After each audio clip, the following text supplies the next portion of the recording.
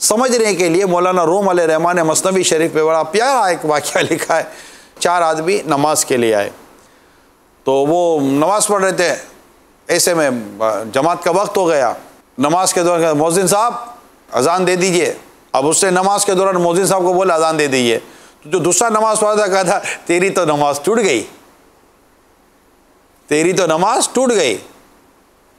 तो जो तीसरा नमाज था कहा तो तेरी नमाज कौन सी बची है, तेरी भी तो नमाज चली गई।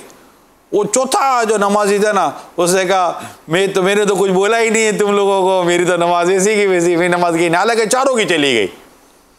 इस पर मौलाना रूम अलैहिर्रहमान ने फरमाया कि हर एक को दूसरे का ऐब नज़र आ रहा है, उसको अपनी ऐब नज़र ही नहीं आ रहा कि मैं उसकी नमाज की बात करता, मेरी तो नमाज गई, मेरी अपनी नमाज चली गई। तो ये बाज़ों का नेचर होता है कि उन्हें उन किरदार में कमज़ोरी ख़राबी, घर में कमज़ोरी ख़राबी, यही चीज़ें नज़र आती हैं।